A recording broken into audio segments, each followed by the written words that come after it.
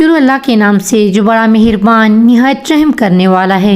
السلام علیکم ناظرین، زہر الریاض میں ہے کہ حضرت یعقوب علیہ السلام اور حضرت اسرائیل علیہ السلام کے مابین رشتہ اخوت قائم تھا۔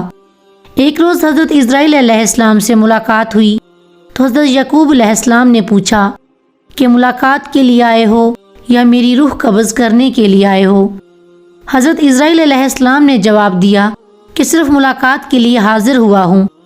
آپ نے فرمایا مجھے ایک ضروری بات کہنی ہے۔ حضرت اسرائیل علیہ السلام نے عرض کیا فرمائیے کیا بات ہے؟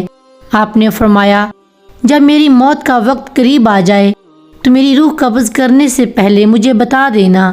حضرت اسرائیل علیہ السلام نے کہا میں اس مقصد کے لیے آپ کے پاس آنے سے قبل 2-3 قاصد بھیجوں گا۔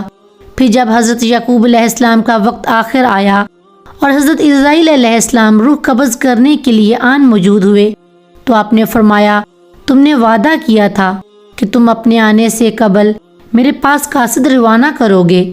حضرت اسرائیل علیہ السلام نے جواب دیا میں نے بالکل ایسا ہی کیا۔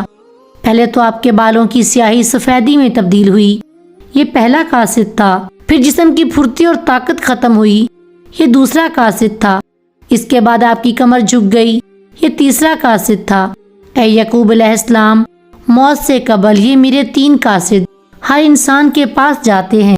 زمانہ اور دن چلے گئے اور گناہ رہ گئے، موت کا پیغمبر عام پہنچا اور دل غفلت میں ہی رہا۔ دنیا کی محنت صرف دھوکہ و فریب ہے اور تیرا دنیا میں ہمیشہ رہنا ناممکن ہے اور جھوٹ ہے۔